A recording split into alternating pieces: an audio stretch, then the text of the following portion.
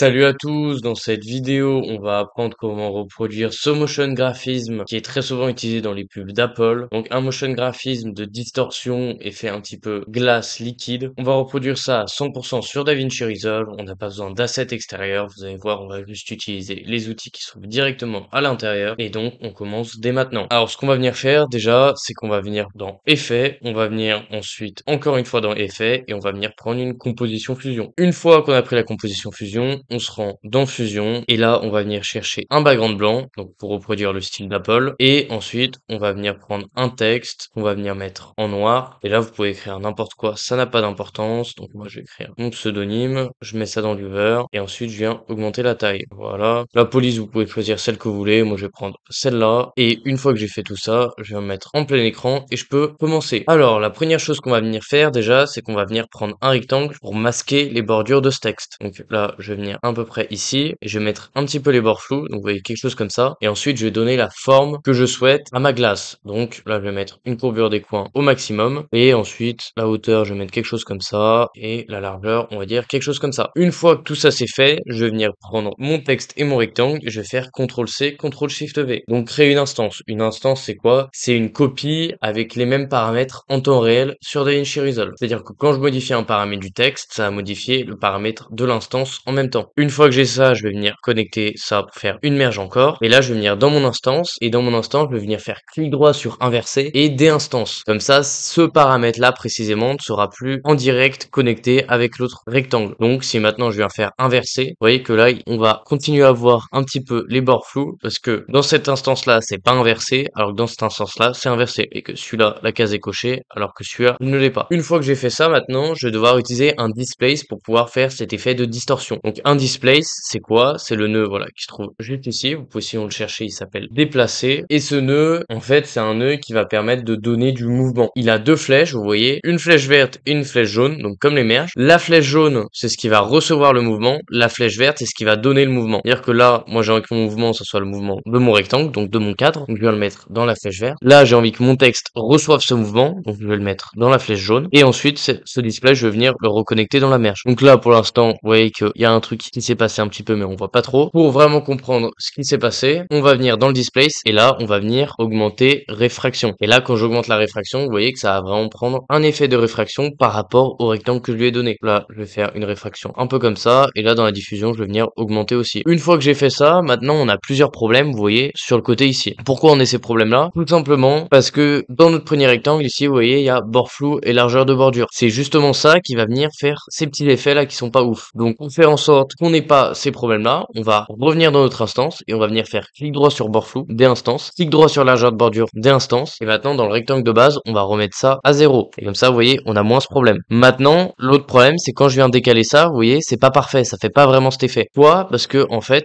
ici, le centre XY de mon rectangle et de mon displace ne se suivent pas. Faut que les deux se suivent. Pour faire ça, venir cliquer, vous voyez, sur épingler ici. Maintenant, je vais venir dans mon instance et là, dans mon display, je vais faire clic droit, expression. Expression, ça va venir m'ouvrir ça. Là, je peux venir supprimer ce truc. Et maintenant, je vais prendre le petit plus et je vais venir le connecter au centre XY là. Et maintenant, qu'est-ce qui va se passer? C'est qu'en fait, mon centre XY de mon instance et mon centre XY de mon display vont être connectés. Vous voyez, si je viens bouger ça là, ça vient bouger celui en dessous aussi. Regardez, vous voyez, juste comme ça. Et donc là, vous voyez, je vais avoir mon effet de glace si je viens passer de gauche à droite. Maintenant, pour améliorer ça, parce que là, on le voit pas trop, on va venir créer des ombres. Donc pour créer des ombres, je vais venir chercher un background, je vais venir chercher ensuite une ombre portée, je vais venir connecter ça à la suite, mettre ça dans le viewer, et maintenant j'ai envie que ça reste uniquement sur mon cadre. Donc mon cadre c'est quoi? C'est l'instance que j'ai créée juste ici. On peut faire CTRL-C, CTRL-SHIFT-V encore une fois, et là je vais connecter une fois ça au background, et aussi une fois ça à la merge. Et maintenant, je vais venir dans mon background ici, je vais aller dans paramètres, et je vais faire inverser masque. Comme ça, vous voyez, ça va rester juste ici. Maintenant, je vais venir dans ma nouvelle instance, et pareil, je vais venir faire clic droit sur bord flou, clic droit sur largeur de bordure, et là je vais remettre ça aux valeurs de base. Quand je fais ça, vous voyez que là, on commence à avoir un truc sympa. Maintenant, si je viens dans mon ombre, je peux venir jouer avec les paramètres, donc par exemple le flou, jouer avec la distance, l'intensité de l'ombre et aussi l'angle. Et là, on va avoir un cadre qui est plutôt sympa. Maintenant, je vais revenir prendre ça, faire CTRL-C, CTRL-V et on va venir faire une ombre. Pas à l'intérieur cette fois, mais à l'extérieur. C'est le même principe. CTRL-C, CTRL-V sur ça. On vient prendre encore un rectangle ici, on fait CTRL-SHIFT-V. On connecte ça au background encore une fois. On connecte ça à la merge encore une fois. Et cette fois-ci, on va aller dans l'instance, faire clic droit sur inverser, des instances et cette fois inverser. Comme ça, vous voyez, l'ombre, elle va se trouver à l'extérieur. Regardez, on passe de ça à ça. Là, l'ombre est bien derrière. Et maintenant, c'est pareil, avec mon ombre portée, je peux venir changer les paramètres. paramètres, plus ou moins d'intensité de l'ombre, mettre du flou ou non, jouer avec la distance et aussi avec l'angle. Et donc, une fois que j'ai fait tout ça, maintenant pour faire l'animation, c'est très simple, on a juste à venir prendre n'importe lequel des rectangles, vu qu'ils sont tous connectés sur le centre XY. Et maintenant, vous voyez, quand je viens décaler ça, on va avoir donc cet effet. Maintenant là, on a l'impression que ça bug un petit peu et que c'est pas parfait, mais c'est parce qu'en fait, il y a un décalage quand on vient bouger ça. Maintenant, juste, je vais venir améliorer un petit peu ça, donc je vais jouer avec la largeur et la hauteur. Et là, dans l'instance, je vais venir mettre ça à gauche, une keyframe sur la largeur, et ensuite, à la frame 60, je vais venir décaler ça et le sortir du cadre. Comme ça, là, vous voyez, il va avoir donc notre animation. Maintenant, c'est bien, mais on va améliorer tout ça. Comment? Déjà, premièrement, on va aller dans n'importe lequel des rectangles, on va aller dans paramètres et on va activer le flou de mouvement. Et ensuite, on va venir dans le spline, cliquer ici, ouvrir, et là, faire CTRL A, SHIFT S pour que c'est une meilleure courbe et que ce soit plus smooth notre animation. Et ensuite, faire T, on va venir augmenter le ease in et le ease out. Et donc là, si on vient regarder, on va avoir l'animation comme je vous ai montré en début de vidéo. Maintenant, on n'oublie pas de connecter ça au media out, on met ça dans le viewer, et si on regarde dans notre partie montage, on va avoir exactement notre animation. Et donc, si vous voulez continuer de progresser sur DaVinci et pouvoir monétiser votre compétence et vivre du montage vidéo, le meilleur moyen pour faire ça, c'est de faire un accompagnement avec moi. Donc, je vous emmène du niveau 0 jusqu'à monteur pro et à trouver vos premiers clients. Pour rejoindre cet accompagnement, c'est super simple. Dans la description, il y a un formulaire, vous y répondez et ensuite je vous contacte. Maintenant, si vous voulez plus apprendre avec une communauté, vous pouvez aussi rejoindre mon serveur Discord qui lui aussi se trouve dans la description. À l'intérieur de ce serveur, il y a une vidéo qui va vous expliquer comment fonctionne le serveur, les différents retours de membres et les différents types d'abonnements. Donc voilà, deux formules. Si vous préférez être en communauté et avoir un abonnement mensuel, dirigez-vous plutôt sur mon serveur Discord. Maintenant, si vous préférez quelque chose de beaucoup plus personnalisé pour aller plus vite, mais seulement avec moi, vous pouvez rejoindre donc l'accompagnement personnalisé. En tout cas, si vous avez aimé cette vidéo, n'hésitez pas à liker et vous abonner. À bientôt!